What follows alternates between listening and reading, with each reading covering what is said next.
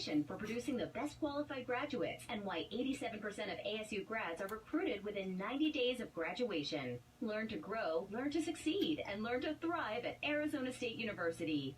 To learn more about ASU Online degrees, text PASS to 35517. That's PASS to 35517. I want to make a correction. At the start of the show, I was saying that Dan Patrick was talking about the XFL at the end of his show, and that was a new football league that was taking place starting. The XFL is going to restart in 2020, and however, CBS is going to have another rival league. It's called the American Alliance Football League. Is that what anyway, it's paired with CBS. It's going to begin in 2019. Troy Polamalu, among others, is involved as an advisor. I used to know Troy Polamalu when he played for the Steelers. I mean, the genuineness of Troy Polamalu is tremendous. I mean, it is, yeah, that's a good guy to get into the league as an advisor, trust me. But that was the one with the territorial draft. And, instead of onside kicks, the NFL thought about this, putting the ball at 35 and saying, okay, it's 4th and 10. You got to get 10 yards, and you go for a play here instead of the traditional onside kick. I don't know about that. I know you want to make football safer, all this, but you don't want to make it rough touch either. And, yes, I know, are going to kick the ball right at the guy, and it's I don't think I can say that on the radio anymore. But even so, I hate to say, that's football. I mean, I don't want to sound like a savage. I don't want to sound like, I'll tell you what we need is more gladiatorial combat. No, I don't want to do that. But, yeah, something had definitely changed radically. If you change it that way, and also just think about the quarterback or the receiver that drops that 4th and 10 trying for the onside kick. Plus, you couldn't have the onside kick surprise element. I wouldn't think. Would you have an option to do it? Now, there's a question here. If you had an option for an onside kick, think about that. I know 4th and 10 might be, that's got, you know what, though? That guy on special teams is a twerp. I say kick it right to him, we'll smother him and help he fumbles. Hey, it's odds, even if it's 3% less, what the heck? We're down by 21 points anyway. I mean, that would be, could you not see that? I mean, you are taking an element of surprise if you do it that way. I've got so many stories here that I printed out at the start of the week, and I don't know if I'm going to get to any of them. I mentioned, let's see here, Holly Warlick. I think that the Vols owe it to her to give her an extension, or just say this is it. Do not hold the sword of Damocles over her head. That's how I began the show. The only exception is that if Warlick is going to retire after this year, and that's why she has only 1 year left on her contract. That's all I can basically figure it out on. We were talking a lot about sports and politics, what with the tax rule, what with minor league baseball players being underpaid. I did want to point out here, I guess this is an old story that I have. When I say old, it deals with the first round of the NCAA Tournament. And I'll ask you this. Any idea how you thought San Diego State didn't win their game? I know they're a 12 seed, but do you know that they almost didn't make it out to Kansas because it was being Wichita? And this, again, is where you just cannot not have sports and politics meet in this era. They are. Just deal with it. And let me just put it this way. There was a time where San Diego State, and they lose to Houston, who, of course, loses on a miracle shot by Michigan on St. Patrick's Day. Anyway, by playing, they're a state university, San Diego State, obviously, And last year, California banned state-funded travel to several states whose laws California don't like. All right, here we go.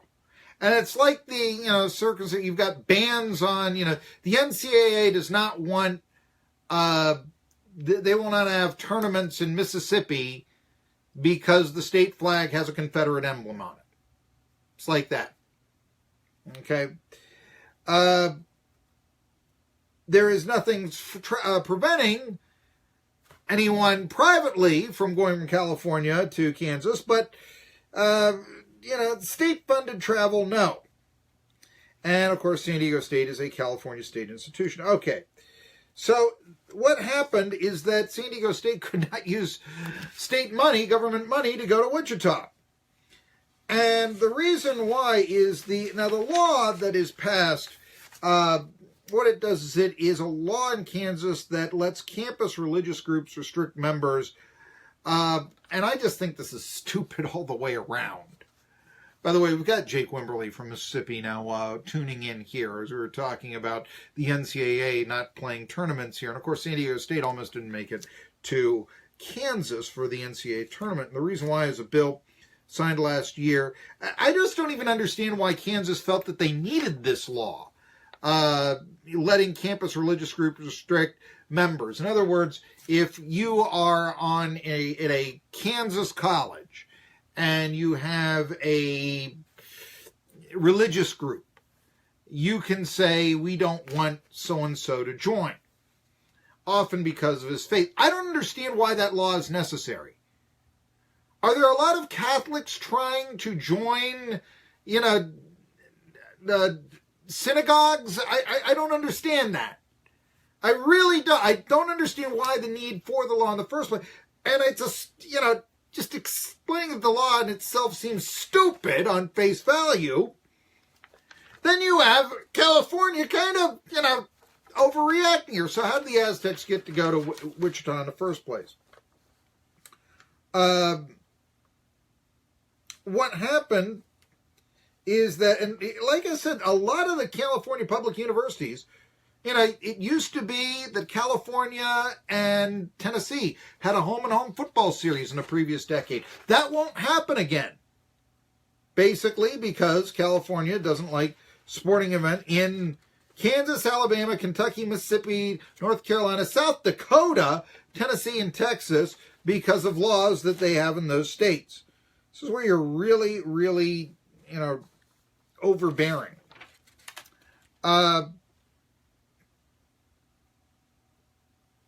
What happens for the bowl game, for San Diego State, what they did, they used money from their, and I hope I pronounced this right, Campanile Foundation. And it handles donations to the university. So the Mountain West Conference then reimbursed the athletics department for the cost of the trip, and the department reimbursed the foundation.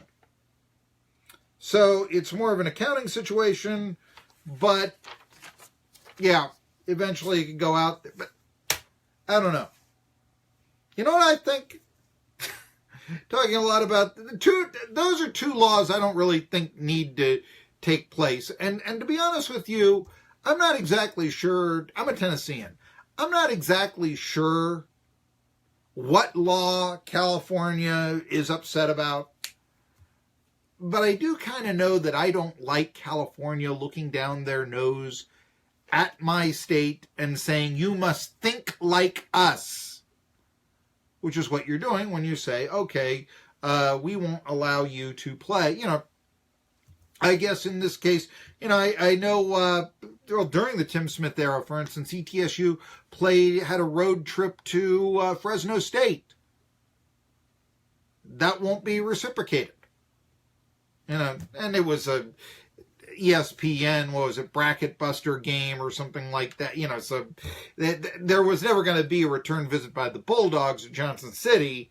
But even so, I'm just saying, if you went and say, hey, Fresno State, we need a game. You got a good program. I know you lost your coach to UTEP, but we respect your program. You'd like to do a home and home. I know it's a long way, but, you're not doing that anymore.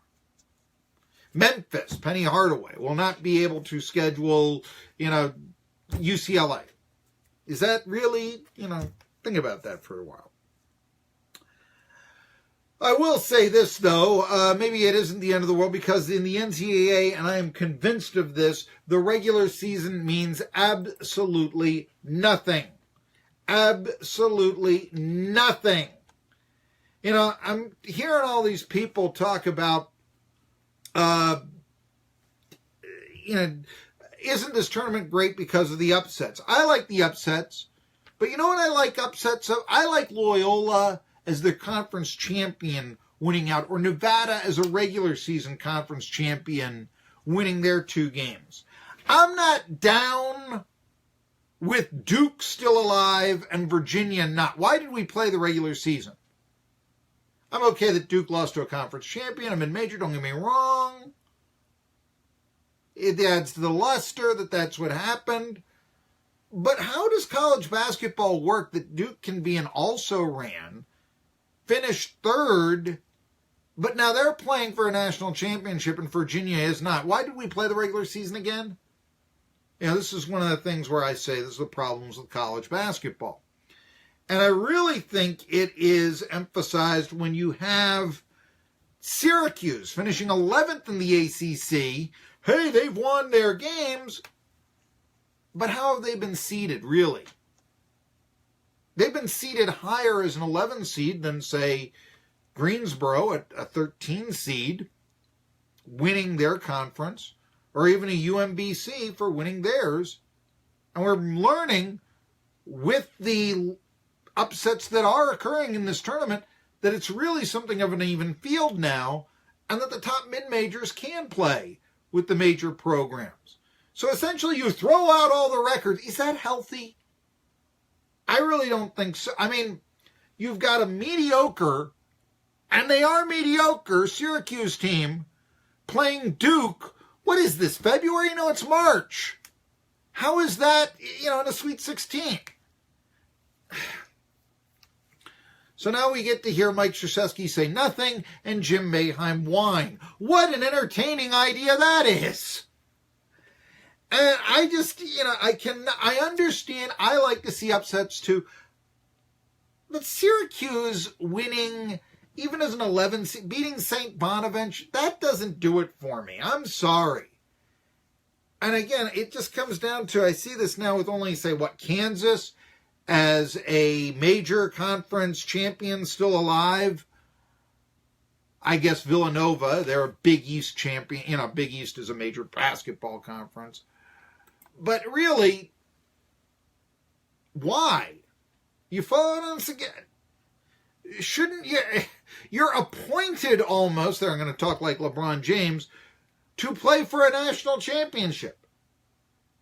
And, I've pointed this out. I've had this liked by people on Twitter, and I will mention this to the cows come home. Wofford had a better record.